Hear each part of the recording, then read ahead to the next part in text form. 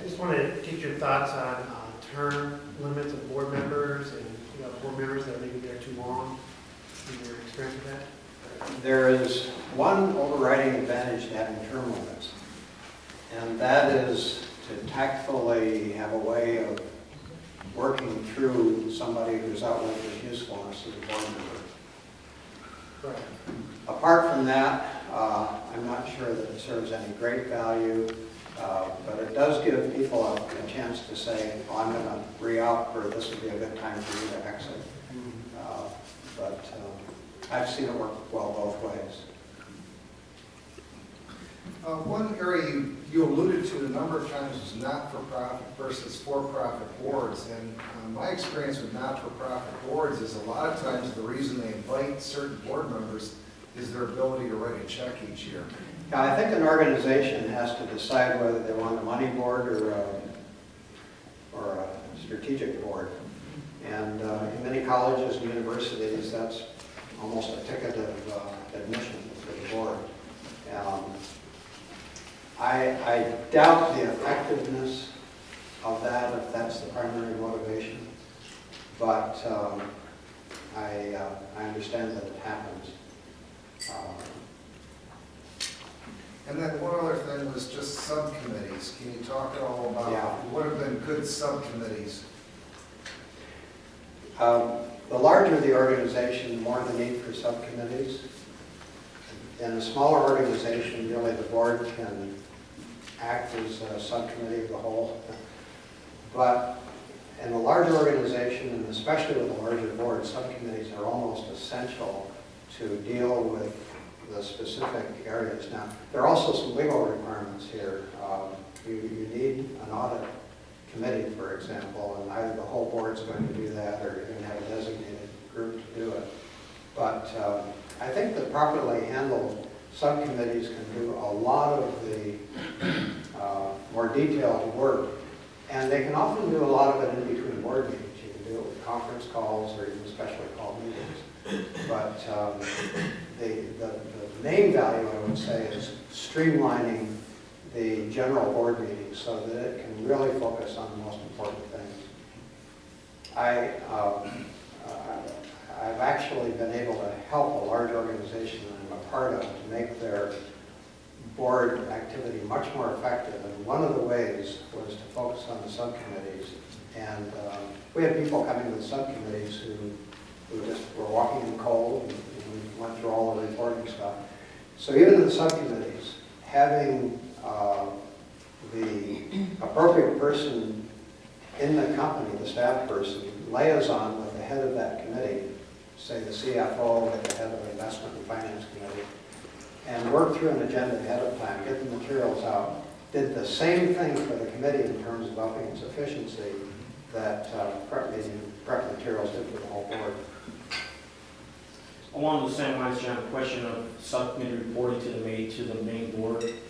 And when they do report, should the board accept their judgment and tactically review the information, or how deep dive should the whole board go? Yeah, that's a great question. The full board really should have the confidence of the subcommittee to have done their work. And so I think the reporting of subcommittees back to the full board should be very compact. And by the way, there are certain things that are actionable requiring either a decision by the subcommittee or a decision by the full board. And by the time you come to the full board meeting, there should be a checklist showing this is something that requires a board approval or a subcommittee approval, so that there isn't a lot of guessing about that.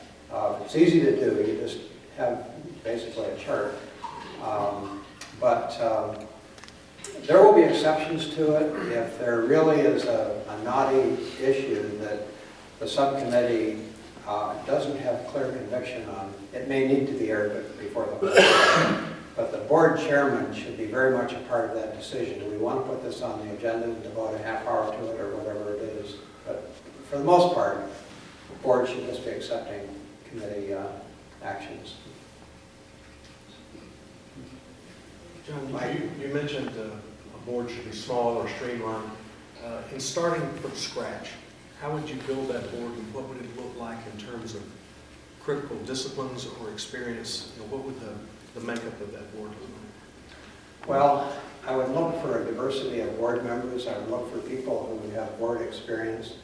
I would work with the CEO to think through how he wants that board to function, how often it should meet, under what conditions it should meet. Should there be a social component to it so they get to know each other a bit better? And those details can be fleshed out, maybe chatting with some other potential board members as to what they found works best or not. Your best board people are very busy people. And so you have to think about how that board experience can be rewarding to them as well. They're going to invest their time, whatever they get compensated for, it's probably not going to be enough to really be a financial incentive. But they want this to be a good learning experience, a pleasurable experience where they feel they're really making a contribution. And frankly, it's on that basis that we've been able to attract some of the finest corporate leaders in the country to serve on our boards. They're way above their pay grade, but they're willing to do it, A, because they're private companies and they don't have all the public company stuff to worry about, and B, because they just enjoy being part of the culture where they're talking about stuff that really matters. And so we've had good board participation. The role of the chair in regards to issues that are voted on, in unanimous votes, split boards, and so on, and how split boards can just be devastating to an organization. Any comments on that? Well, I have trouble thinking back in any of the boards I've been involved in where we have come down to a 5-2 vote, a 4-3 vote, a 7-2 vote, because the work of the board has been such that there's consensus on that issue by the time it comes to a vote. Now, if as the board chair, you know you've got a real split situation, you can force it and you can end up with probably a majority vote, but you may have left half the people in the wake behind you. And so a better way to do it, in my opinion, is to avoid that vote. Now, you're not ducking the issue, but you're saying, we've got to visit this another day. We've got to have some private conversations around this. We don't need to drop the sword of Damocles right in the middle of this board meeting and have people harden their positions. And I saw that very skillfully employed on a board that I serve on, where there really was some heated contention both ways.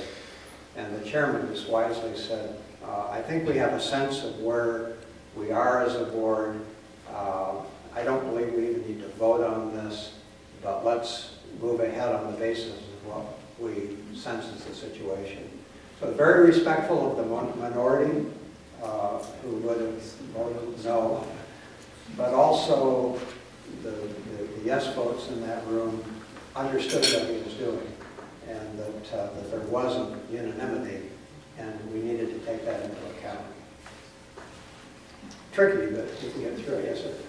I think one of the issues that I think we need to address, especially the way we've evolved, that's been successful in my eyesight, is to look at a nonprofit exactly the same way as a for-profit. The only difference between the two is whether you're going to pay taxes or not. The mission of the organizations are, each organization has a mission. You still have shareholders or donors, and you still have customers or beneficiaries of the organization. And I think that where most of the nonprofit boards go is, as the other gentleman referred to, buying a seat on the board is not necessarily a commitment to the organization, and it's no guarantee that you have the operational or social or accounting skills to manage. To me, a $5 million nonprofit and a $5 million for-profit are still $5 million organizations. You're very much mirroring my own view on that. I think best practices are best practices. And good board people are good board people. And how many of you are serving on for-profit boards? A few of you. Most are obviously then serving on nonprofit boards. I think there's a lot that the nonprofit board can learn from the for-profit board, just in terms of good governance practices. I've learned a ton from a public company board that I take into our private company sector, just because there are right and wrong ways of doing things. And in the same token, I think the for-profit sector can be instructive for the nonprofit. Good point. In the interest of time, I think we're going to have to wind up the formal program, but John is able to stay around and willing to answer questions, but I would like to take a few minutes to wrap up the formal program, and then we can continue with Q&A or small conversations for those who are interested.